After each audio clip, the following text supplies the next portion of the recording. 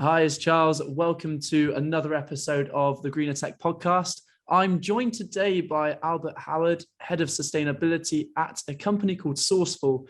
Now, the job title Head of Sustainability was probably barely even heard of 5 years ago, but even 2 years ago. But as the whole social and dynamics change of business focus now and where their whole moral compass may lie in regards to carbon emission and where their true focus is as a business, I'm seeing more and more of it, whether that's on LinkedIn, whether that's on companies that are currently hiring for it, which means it's definitely something that they're starting to factor into their business cycle. And Howard, great to have you on here today.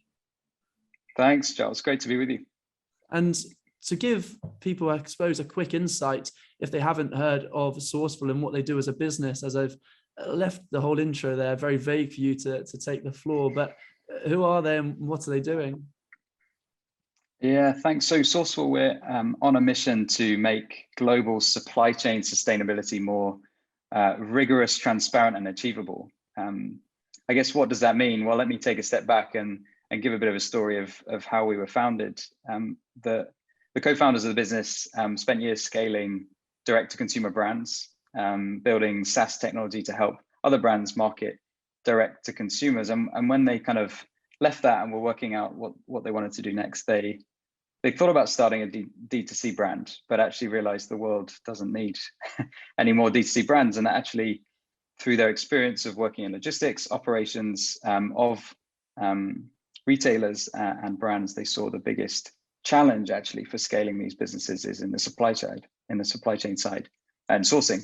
Think marketing and tech were much further along in comparison, right? There's a lot of services, a lot of tools, a lot of effort and money that's gone into supporting those. But actually, the greatest challenge, and indeed the greatest decarbonization challenge of our time, is in the supply chain. So they founded what became Sourceful to change the way businesses buy. We're doing that by building an end-to-end platform for sustainable sourcing. I think an element of that really is bringing that deep B2C e-commerce experience that they learned and bringing that to the B2B world, which I think frankly has been left behind. And so we launch early next year with our public beta, and we're currently in private alpha testing with our clients. But yeah, there's the overview. Nice. And obviously you touched on it there, that your main focus is that supply chain element, making things a lot easier. And I think supply chain at the moment, from talks with pretty much anyone from any product related industry, will tell the same story of how difficult the whole supply chain cycle's been over the last, I suppose, 24 months, maybe even more. And obviously a number of factors which have contributed to lengthening and making issues a lot more difficult for those companies. So, if you're looking at that platform, then what are the main elements that a company would, I suppose, maybe A, get from it, but B, what would be the main uses coming from them as from a business perspective? Yeah, I think it's probably worth starting with what businesses are needing to do, and therefore what are the kind of major roadblocks, if you like, that are stopping them from doing it. I think, one of the reasons Sourceful was started was to challenge the idea that consumers are the sole blame for the world's environmental problems, right? And that actually consumers only have what's available to them. And indeed, same for businesses. They only have what is available to them in terms of their suppliers and the solutions through which they run their business. And that actually, it's not fair to put that burden on individuals to constantly sacrifice cost and convenience. But actually, okay, why isn't every business delivering on that? Why isn't every business better serving customers and solving those problems? Well, I think there are probably three major roadblocks that we tend to see this through. And so the first is, actually, it's very hard to find sustainable products and suppliers, right? So you start with the challenge of defining and measuring sustainability. How do you know where to become more sustainable? What is more sustainable? And actually, even once you have a clear definition of what you as a company think more sustainable is, it's then actually very complex trying to traverse a global supply network to find those appropriate suppliers. And even then, more sustainable products tend to come at quite a high cost premium. So first, it's hard to find sustainable products and suppliers. I think the second, it's hard to choose the right products. How do you balance sustainability, price, and function, right? That's what brands are typically trying to balance when they source a product. There's a real lack of science-based information on sustainability, or at least that is granular enough to actually influence decisions. And actually, it's nigh on impossible to make a better decision when you don't have a clear basis on which to optimize. And I think that the net result of that is, well, what do you have data on? Price. So you basically just make your decision based on that. And that's incredibly important. Like, that doesn't go away, but actually that should not be the only factor. So secondly, it's hard to choose the right products, balancing sustainability, price, and function. And I think thirdly, it's hard to find and access high quality climate action. So, let's assume you've managed to get a measure of your carbon footprint. You've managed to sort of think about how you can reduce that footprint and source a better product. Actually, what do you do with the rest? What do you do with your residual footprint? And we know that the offset system is broken, right? Not all offsets are created equal, but what actually is quality? I think businesses are starting to become aware of the fact that not all offsets are created equal, but still the definition of quality doesn't exist. There's very different definitions of net zero, carbon neutral, climate neutral. Like, there's lots of things flying around, but very little clarity on what businesses should actually be doing. And so I think the other sort of element and roadblock, if you like, that we're trying to tackle is how do businesses, once they've made better decisions, once they've sourced more sustainable products and built a more sustainable supply chain, how do they take the best climate action with what remains?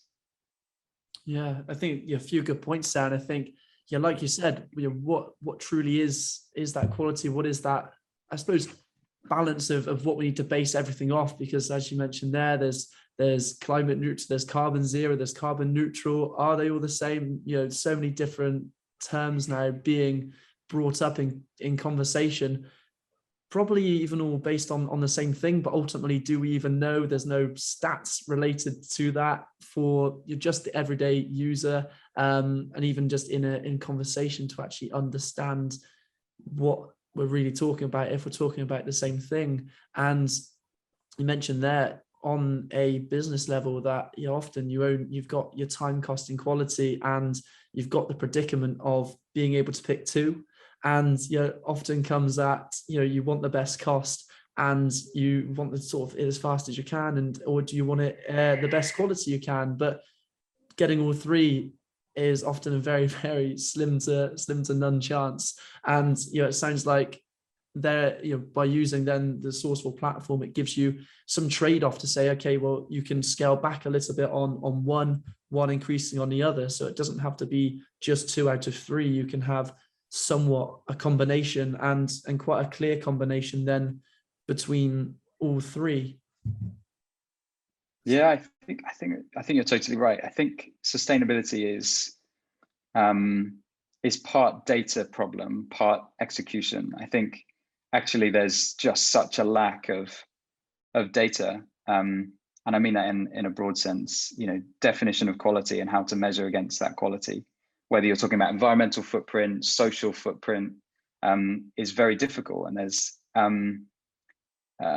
it doesn't allow businesses to act with certainty, right? It doesn't allow businesses to make the decisions it needs to make without a basis on which to optimize. And so I think on the one hand, you've got this big data challenge. How do you create a basis? How do you create a measure on which to make decisions? And on the other side, how do you actually execute on that?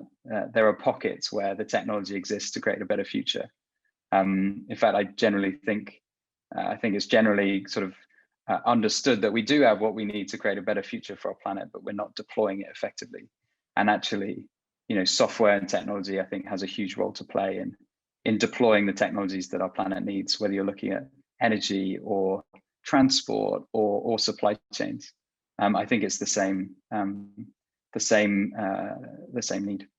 Yeah, there's so much technology coming out now, and it's somewhat being accelerated by more need and desire for it, but also more innovation grants, more money being put aside, more investment coming in as well, which is obviously giving us great tools to use. But I suppose in a sense, it's how we maybe use it or how we apply it, or we've even got the technology and we're not applying it to the right industry whatsoever, because it may be more financially profitable to deploy it elsewhere. But on that data side as well, then Albert, what are you seeing at the moment? And I suppose, what do you think we'll see moving forwards in terms of your understanding what and how our carbon is, either carbon footprints or even the carbon footprint of the products we're using or wanting will be calculated? Yeah, it's interesting. We've seen, I think, quite a lot of movement in this whole carbon footprinting, environmental footprinting space. There's a lot of companies coming out of Y Combinator and other places that are starting to look at this, and it's really rooted in a desire for big companies to try and get their arms around how they measure their footprint. And whilst I think that's a good move in general, I think what it's led to is a lot of people getting the job done but not well. And by that I mean placing a number on carbon footprint, but actually when you dig into it, it's super high level. It's using sort of generic averages, and that's typically data that is based on your spend. It's sort of take your accounts payable, receivable, attribute factors to each sort of type of transaction, and then use that as a measure of carbon footprint. Now, don't get me wrong, that's, I think, better than doing nothing. But actually, I think, again, you probably get sick of this word quality. I bring it up quite a lot because I think it applies in a lot of areas. If you're going to be more sustainable, do it well.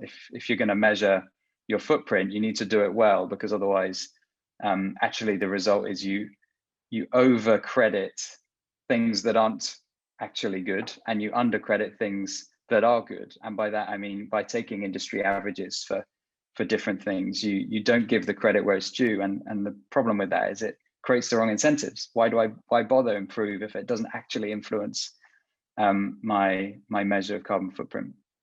So I've gone deep there with an example, but I think we've seen an explosion in tools and APIs and technologies that help businesses measure their footprint, and that's broadly a step in the right direction. But I think we need to very quickly get to the point where we go deep and we measure these things well. Because once you then have a good understanding of footprint, it really, as I said before, gives you the data you need to make better decisions. It gives you a basis on which to direct capital if you're an asset manager. It gives you the basis on which to direct capital if you're a business leader, and it allows us to focus in on the right things and make the right trade-offs. So I think measurement is inextricably linked to net zero, and I think we need to do net zero well, and we need to therefore do measurement well.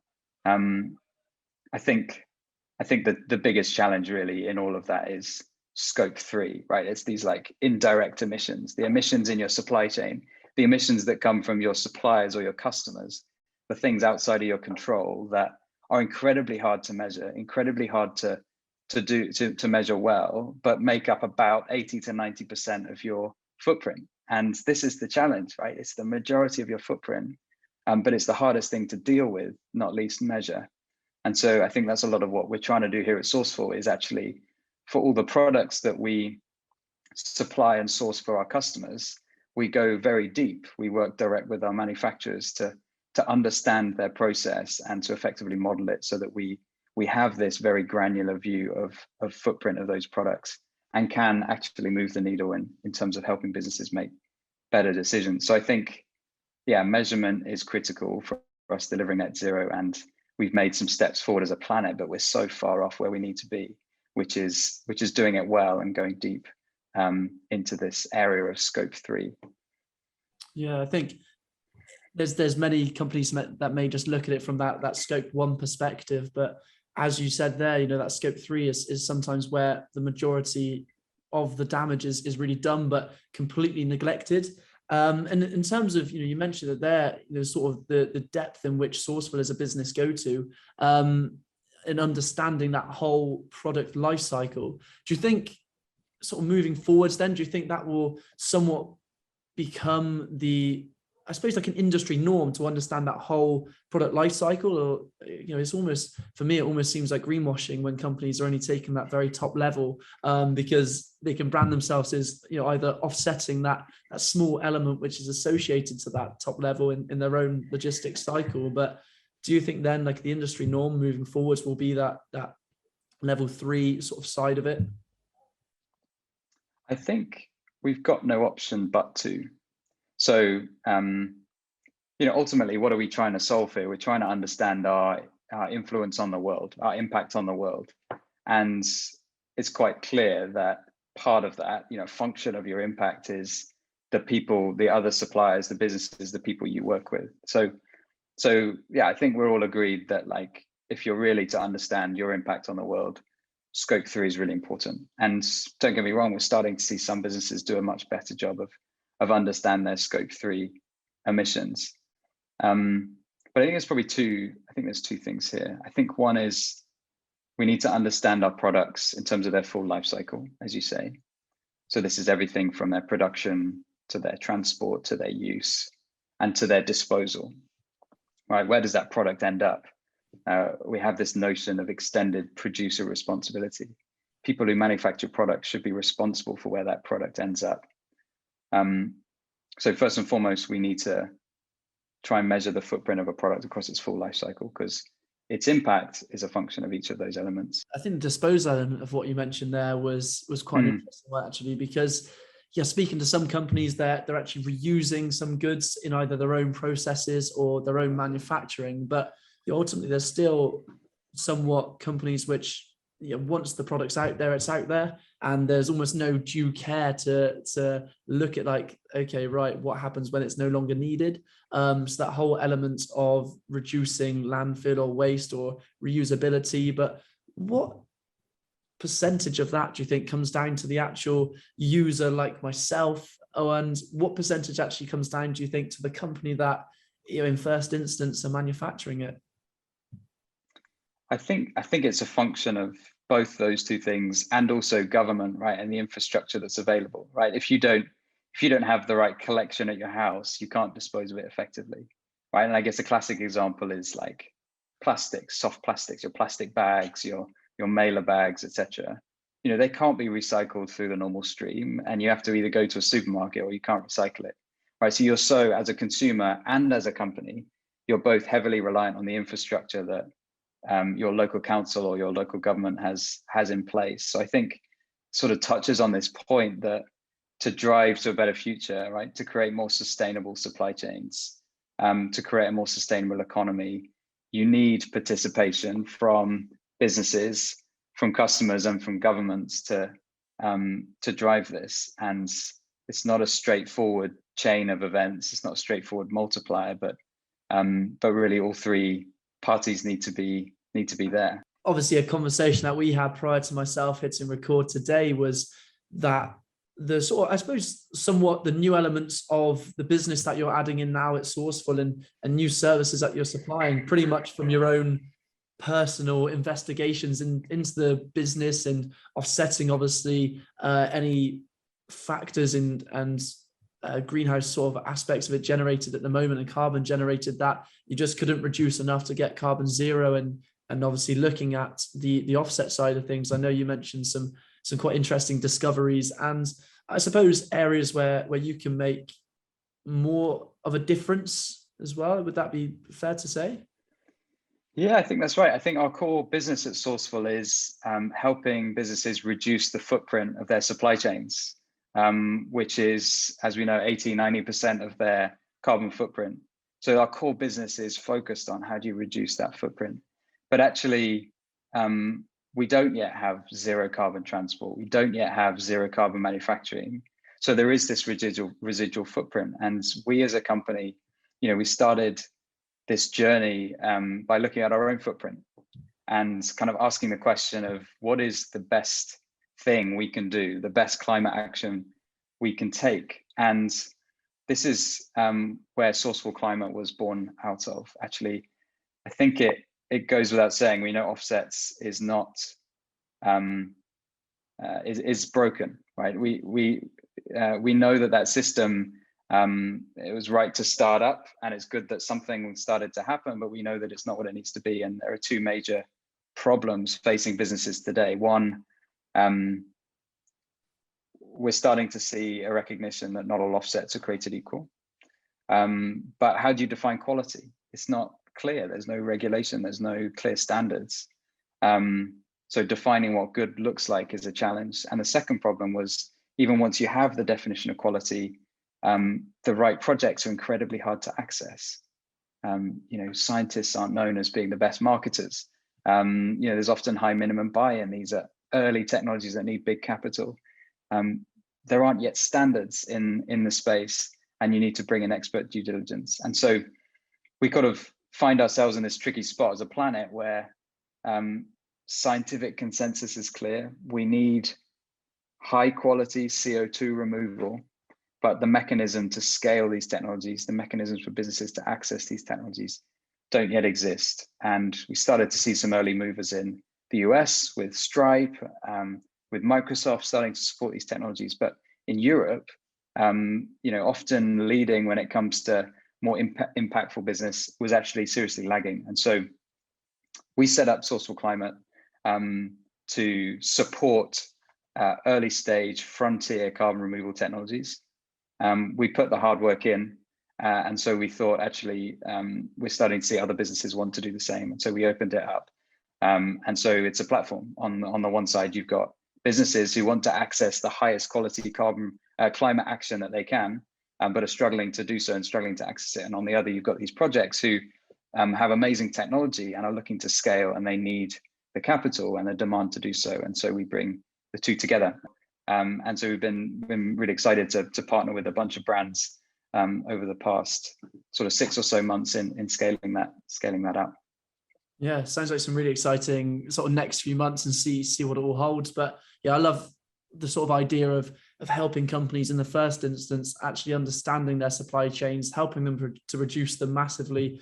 I'd love to one day look at some of the stats of comparison really of when a company's sort of said, okay, this is the process and what you're using at the moment. These are our suppliers. These are the sort of stats, and obviously, working with you guys can generate the stats of what their current supply chain is generating versus, a couple of months on, once they've worked with the team, once they've had access to the sort of finished article as a platform and been able to make adaptations as a business to where, how, sort of frequency, transport, factor in all those different principles as well, and see the difference on a numbers perspective from A to B. But then, coming out the other side of that, offering them then the Sourceful Climate aspect, where they can then offset to become a net zero business from, looking at just a short amount of time before when they may have been generating an absolute huge amount without having any realization of what it was. At no point had anyone sat down with them, or they may have had a bit of a difficulty in accessing technology which can really understand and highlight the carbon associated to their purchases. So I think, there's going to be some really interesting examples really that come out of Sourceful in the next few months, and definitely as you look to take things a lot more public. Am I thinking sort of Q1, Q2 next year? Yeah, that's right. Our platform launches early next year in public beta, and so currently we're in private alpha testing with our customers. And so we're excited to march forward to launch early next year, where we bring together that, how do you reduce your footprint, delivering sustainable supply chains, as well as providing access to frontier climate action. Right, I sort of think of it as the sort of climate action our planet needs. It's what we need to be doing. And so we want to be helping businesses reduce the friction to them taking that action. And with yourself, Albert, even though you've obviously been now with Sourceful for a number of months, but have always had this association and somewhat ties to sustainable projects and companies you're working with. Was there anything that coming in, once you were in a business purely looking at supply chain, which really did shock you? I think so. My background was a mix of management consulting, focused a lot on energy transition. So I was very focused on energy, and then I spent a bit of time at a think tank looking at climate scenarios more broadly. And I think what I hadn't realized there, because you're looking so aggregate, you're looking at the sort of the big sectors, energy, industry. It's a slightly different cut, whereas a supply chain cuts across them all. I think what I hadn't appreciated was that supply chains account for such a high proportion of global emissions, yet they're the hardest thing to address, right? They're out of your control. So it's sort of a similar thing to what I mentioned earlier, that scope 3 supply chain, it's the biggest thing, but it's the hardest thing. So it's what we need to crack. It's the biggest thing we need to crack, but nobody's yet doing it well. And it's around 30% of global emissions that we have here. This is our total addressable emissions that we need to target, and that's big. And I think I probably had underestimated actually the importance of better supply chains, more sustainable supply chains. So I think that would be one, and I think the other is probably that disposal of products is hard. How do you create a more circular system? It's very complex because the sorts of materials you're dealing with are so vast. There's so many different types of plastic. There's so many different types of cardboard. There's many types of paper. And then there's many sort of new materials popping up here and there where it's not necessarily clear what you do with them. And so I get the challenge of local councils as they're trying to keep up with all of these different materials and different products. But actually we know we need to do better. So it's complex, but it's a challenge we need to crack.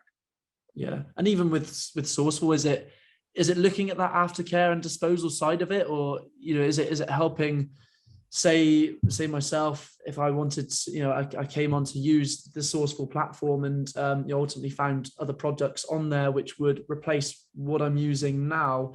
Is there any element, say everything I bought came in a plastic packaging previously, and would there be any sort of, like, in some ways aftercare to say, okay, we're looking at now the ways in which it may be recycled, or we're trying to sort of work with companies initially in which they're reducing their packaging, or they're reducing the amount of plastic associated to that with their goods. But is there any element then of Sourceful working with, say, that company, say myself, coming to you to say, actually we're looking at the aftercare side, and here's some either amendments, or how do you think things are going to move forwards in that sense?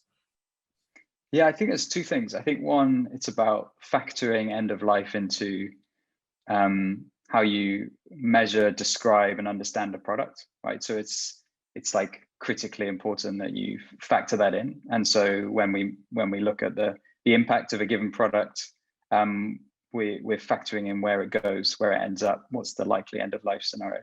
So that's your starting point, right? So then that a decision a business makes is at least well informed. And the second thing is about clear guidance. So it's all well and good a product being able to be recycled or able to be composted, but does the consumer who ends up having it in their hands, that I know nothing about yet, I don't know who that person is, are they going to do with it what they need to do with it? And so there's a bit of a kind of customer education piece that needs to go hand in hand with physical products that I think brands are sometimes good at, but rarely excellent at. And I think it's really, really important that we, as businesses, as brands, as direct to consumer facing businesses, take on that responsibility of educating our customers and ensuring that they do the right thing with these products. It's a huge difference if something gets recycled or if it gets landfilled. We sort of often find ourselves being asked that by our customers. Yeah, and I think it's obviously a huge factor, and it'd be interesting to see what technology sort of plays on that as well. And for me, for one, really keen to see the Sourceful platform come out just to get an understanding, and I suppose even to see how it can help immediate clients or associates in my network and sort of see how things move forward. Amazing having you on today. Really, really appreciated it. And I think there's going to be a load of food for thought on the point you've just covered there. Quite literally food for thought, because I suppose we're thinking about how we are improving that whole food supply chain. So yeah, really appreciate that. And I think, it's going to be some really, really good talking points to come off the back of what we've covered today. Thanks, Charles. Really enjoyed it. Good to be with you.